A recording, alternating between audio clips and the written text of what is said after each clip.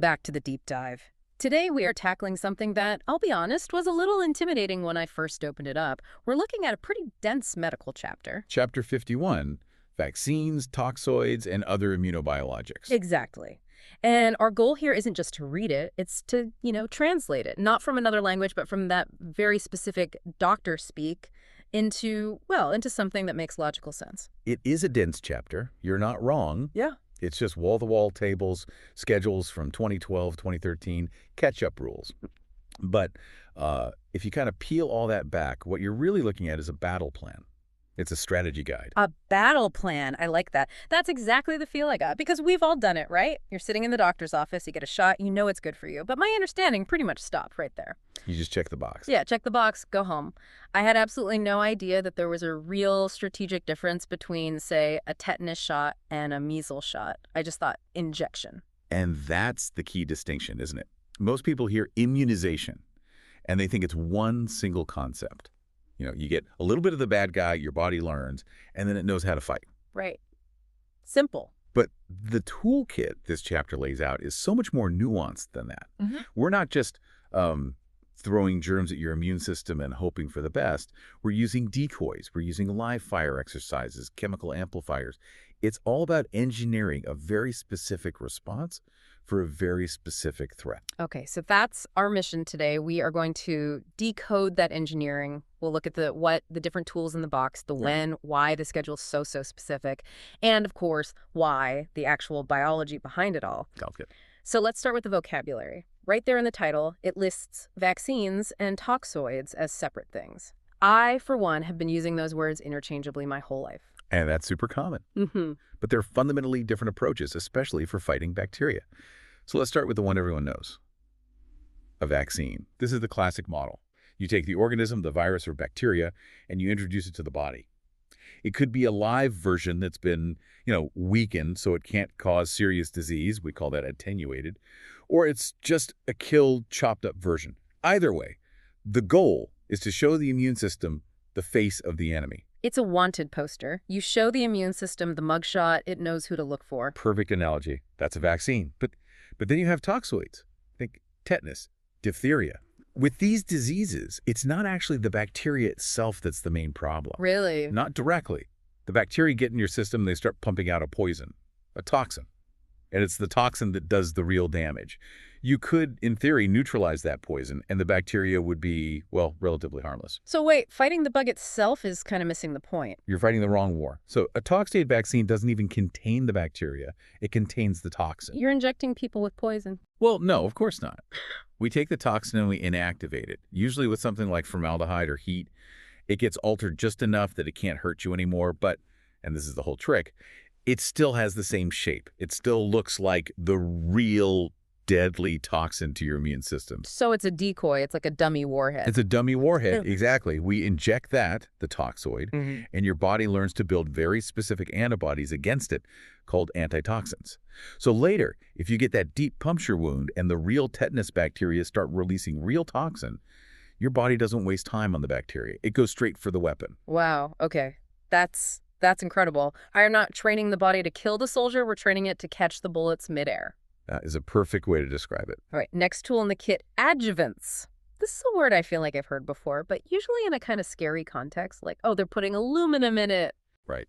It gets a bad rap sometimes. But the text explains why it's so necessary. See, as our vaccine technology has gotten better, it's also gotten cleaner. We're really good at purifying them now, isolating just one tiny little protein from a virus. Which sounds like a good thing. It is, but it creates a new problem.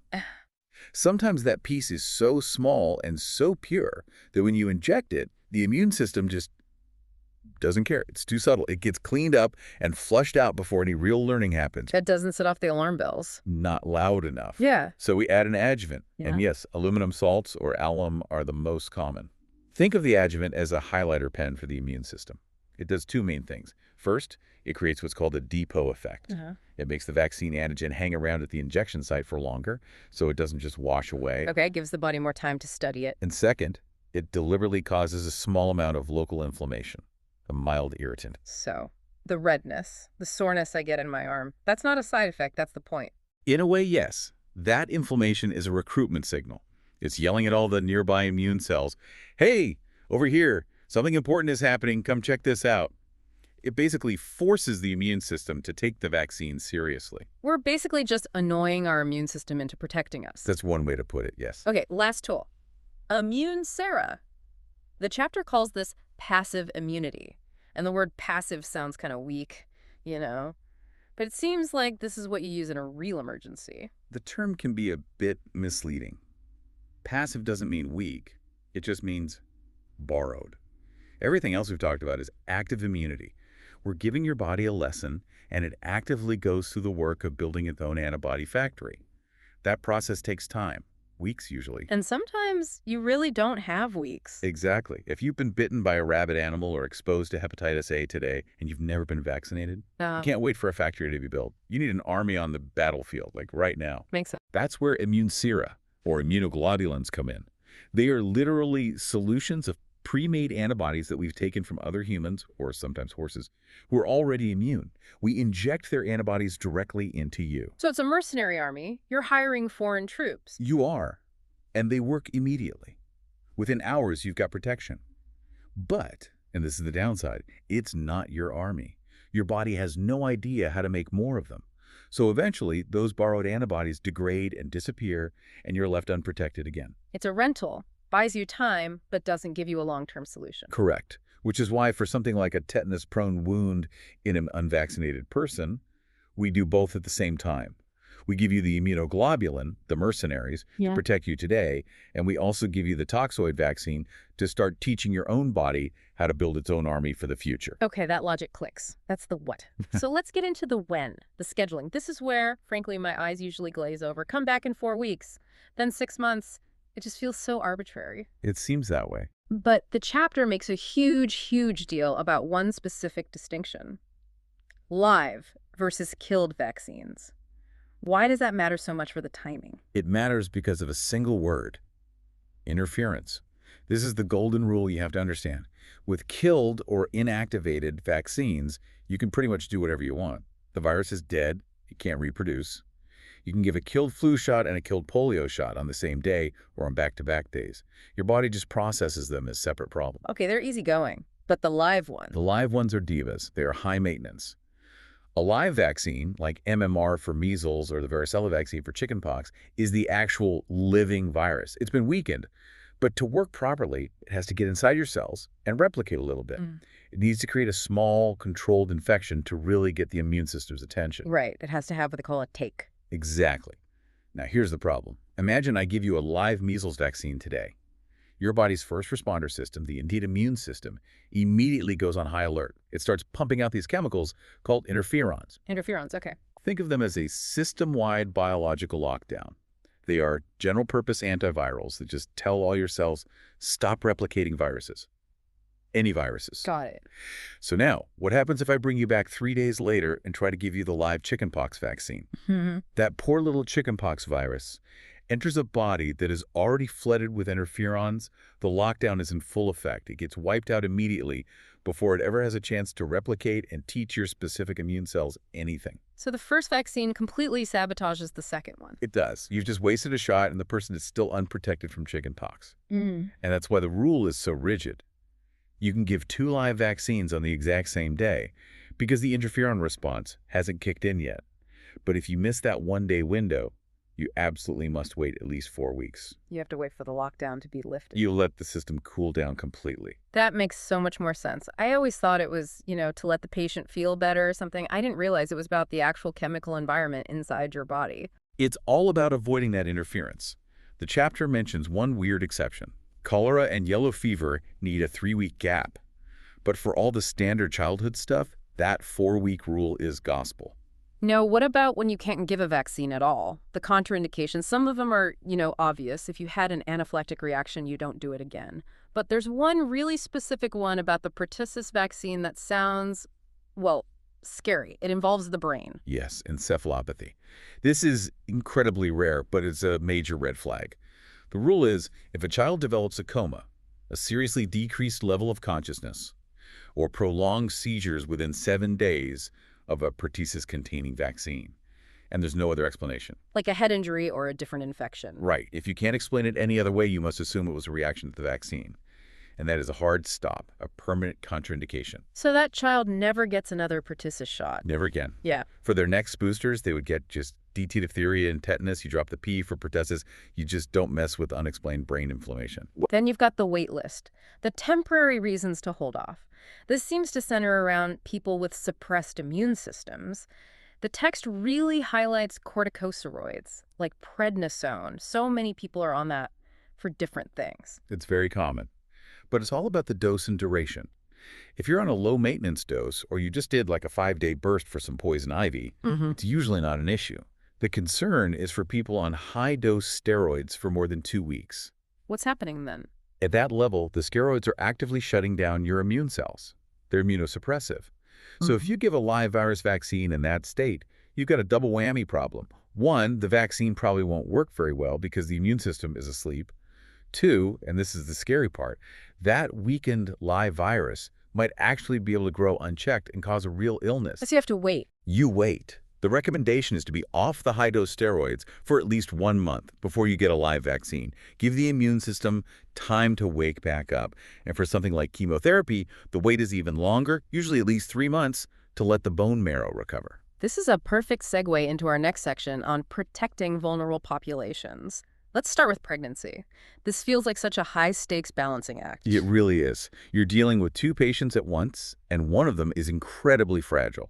The main headline rule is pretty simple. No live virus vaccines during pregnancy, period. No MMR, no varicella. And the fear is that the vaccine virus could cross the placenta. That's the theoretical risk, yes, that it could infect the fetus.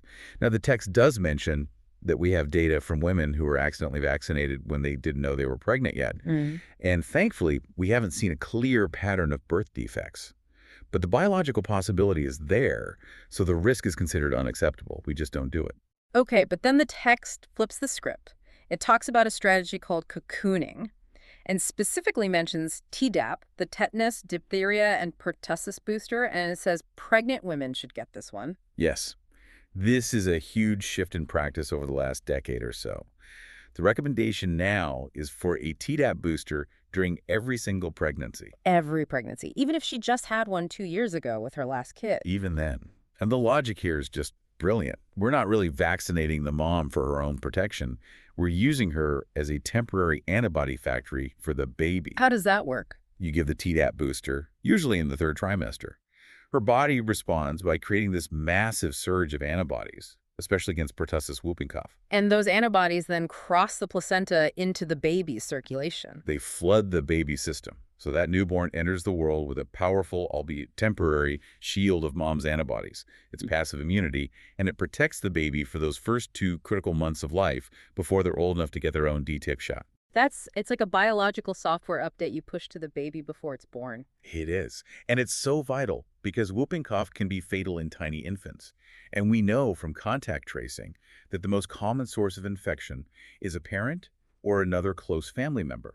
So we vaccinate mom to protect the baby directly, and we vaccinate everyone else in the house to build that cocoon of safety. Okay, another vulnerable group, the immunocompromised. We just said no live vaccines for them. But then the chapter has this really interesting exception. It says some HIV-infected patients can get the measles vaccine. Right. And this is where you move from black and white rules to a very gray area of clinical risk assessment. What's the calculation? The calculation is this. Wild measles virus is one of the most infectious agents on the planet. And in a person with a compromised immune system, it's not just a rash and a fever. It's often a fatal disease. It causes a devastating pneumonia or encephalitis. So the disease is so much scarier that it actually changes the math on the vaccine risk? It completely changes the math.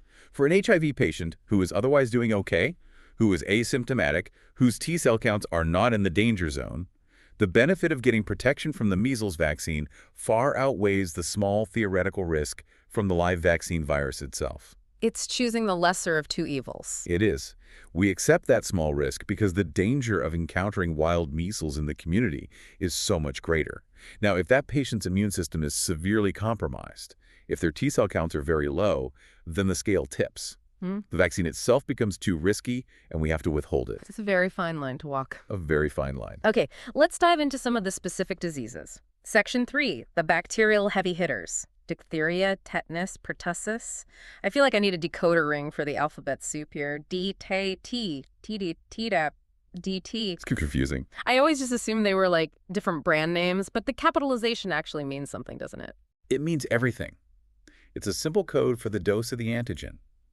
A capital letter, like the D and P in DTaP, means a full pediatric strength dose.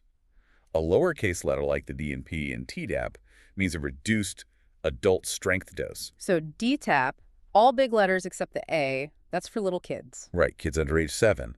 Their immune systems are naive. They've never seen these things before. You need to hit them with a strong signal to get a good primary immune response. And Tdap with the lowercase d and p, that's the booster for adolescents and adults. Why the lower dose? It's mostly about side effects. By the time you're an adult, you've seen these antigens before, either through vaccination or just exposure. Your immune system has memory. If we gave you the full-strength pediatric dose, your arm would likely get incredibly sore, red, and swollen. It's a hypersensitivity reaction. So the light version is just to make it more tolerable for us. Exactly. We only need to give a small amount to just, jog the immune system's memory. It's a reminder, not a first-time lesson. So we can get away with a much smaller dose and fewer side effects. That's good to know. Now let's talk about the tetanus scenario. The rusty nail in the backyard, this is where the schedule goes out the window and it becomes an emergency algorithm. It does. It all boils down to two questions. How dirty is the wound, and how good is your vaccination history? Let's say the wound is dirty, it's a deep puncture, there's soil in it, and I have no idea when my last tetanus shot was. I think I had one. Maybe 10 years ago. Maybe more. Unknown history, or fewer than 3 lifetime doses, is a red flag. With a dirty wound, we don't take any chances. We assume you're unprotected. So what do I get? You get both barrels. First, we give you a Tdap or T booster. That's the active vaccine, the Toxoid. That's to start building your own long-term protection. But we know that's going to take a couple of weeks to really kick in. And the bacteria could be producing toxin right now. Right now. So at the same time, in the other arm, we give you tetanus immunoglobulin, TIG. That's the passive immunity. We are injecting you with pre-made antitoxins to neutralize any poison that's already in your system to cover that gap. But if I walk in, and I know for a fact I had my Tdap booster 3 years ago for my kid's birth, Then we'd probably just clean the wound and send you home. Your antibody levels are still high. You're protected. the dosage difference for the immunoglobulin in the chapter was staggering to me. For prevention, it's 250 units. But for actually treating someone who has active tetanus, like lockjaw, it says 3,000 to 6,000 units. It just shows you the difference between stopping a spark and trying to put out a 5-alarm fire. Once that toxin binds to your nerve endings, it's incredibly difficult to reverse. You basically have to flood the entire body with antitoxin to sop up any bit of it that's still circulating. Right. Okay, let's switch gears from bacteria to viruses. Section 4. Polio, MMR, varicella. Polio is a fascinating story because the text points out this major shift in strategy, moving from the oral drops to the shot. It's one of the great public health debates of the 20th century. The original oral polio vaccine, OPV, was a live, attenuated virus. And it was a miracle work. It was cheap, easy to give on a sugar cube, and it replicated in the gut. And that was a good thing. It was a fantastic thing. It meant that a vaccinated child would then shed the weakened vaccine virus in their stool, and it could spread to their unvaccinated family members and contacts, immunizing them too. So it was contagious immunity. It was. And it was incredibly effective at stamping out wild polio. But it had a very small but very real dark side. Because it was a live virus, it could, in extremely rare cases, about 1 in every 2.4 million doses, mutate back to a form that could cause paralysis. So the vaccine could cause the very disease it was meant to prevent. Vaccine-associated paralytic polio. Yes. And by the late 1990s in the United States, we had completely eliminated the wild polio virus. The only cases of polio happening in the country were the ones being caused by the vaccine. That's a terrible ethical position to be in. It's an untenable position. The moment the threat of the wild virus was gone, the risk from the live vaccine, however small, became unacceptable. So we switched exclusively to the inactivated polio vaccine, IPV.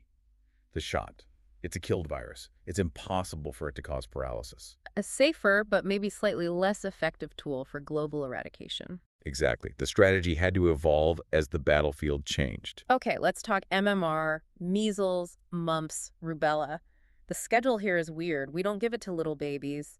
We wait until they're a year old, 12 to 15 months.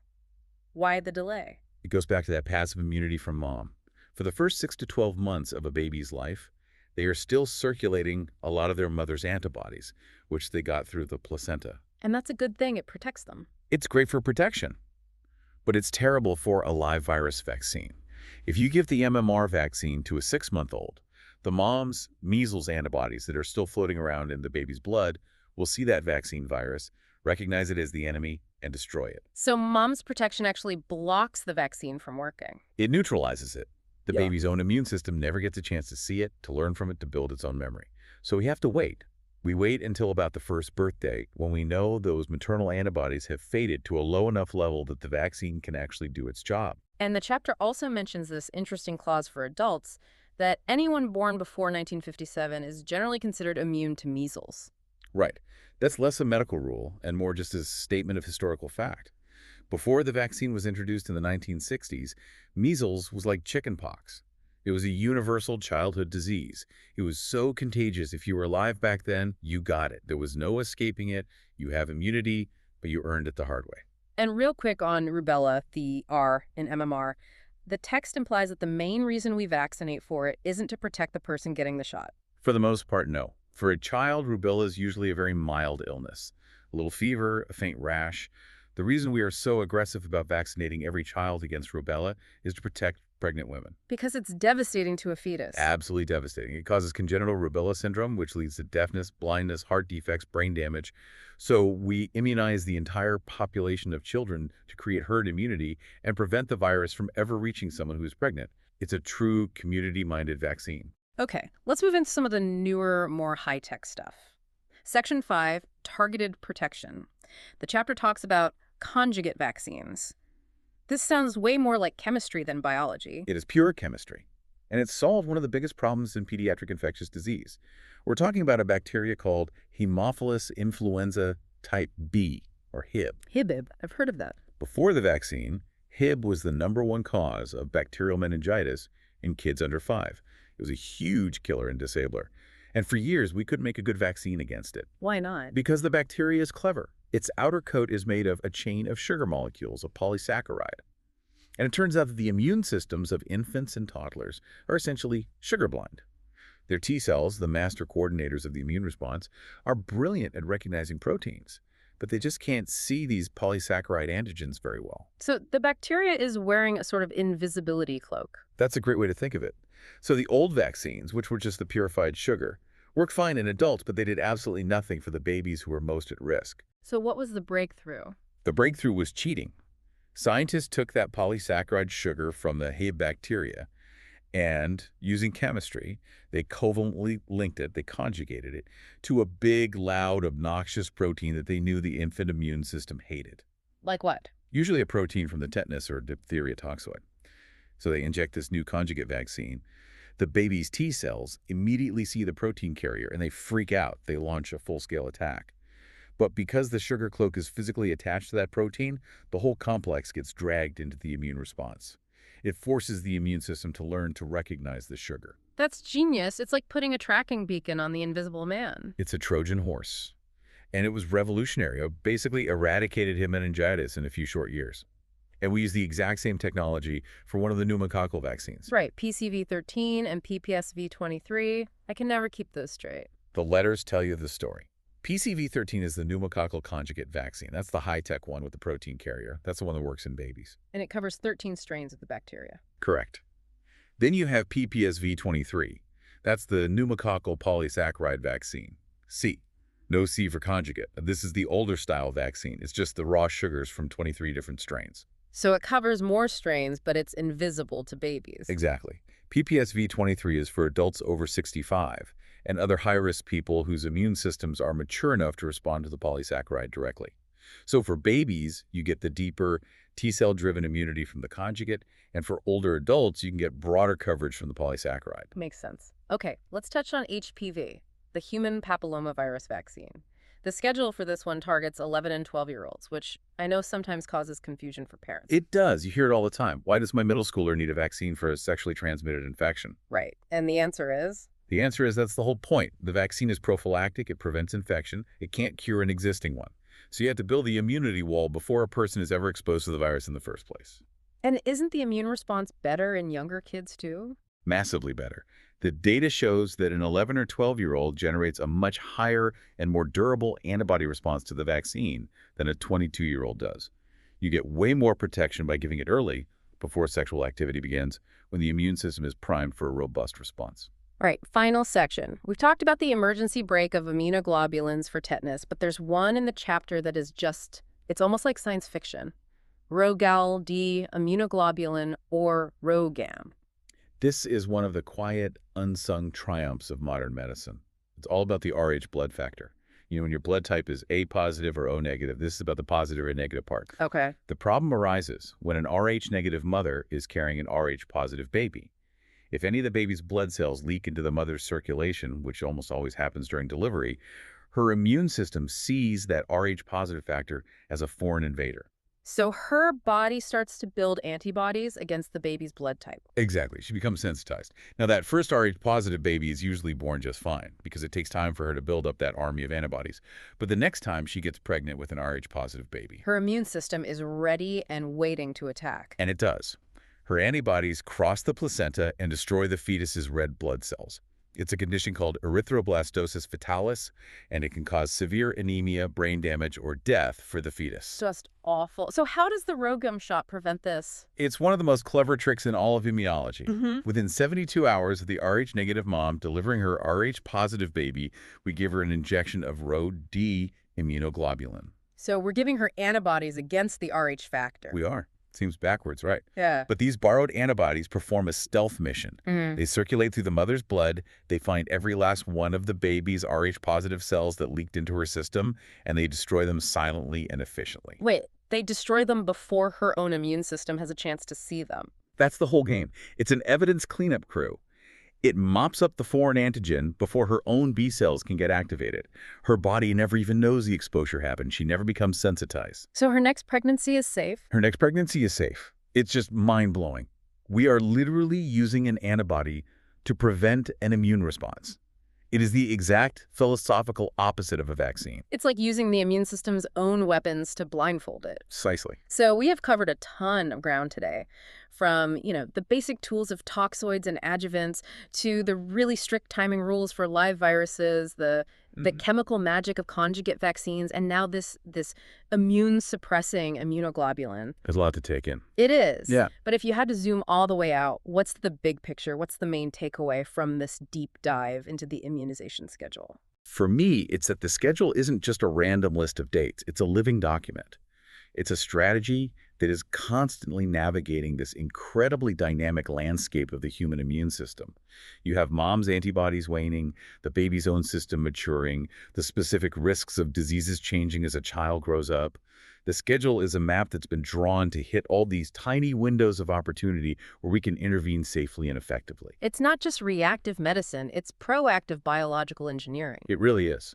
We're not just waiting for people to get sick. We're looking at a healthy person, a healthy baby, and we're saying, how can we carefully edit your immune future to prevent diseases that might not appear for another 10, 50, even 80 years? Yeah. A profound concept. Well, I will definitely never look at a vaccine record the same way again. It's not just a checklist, it really is a blueprint. It absolutely is. Well, thank you for making sense of it all, and a big thank you to you for joining us. We hope this gives you a completely new way of thinking about what's happening in that syringe. We'll see you on the next deep dive.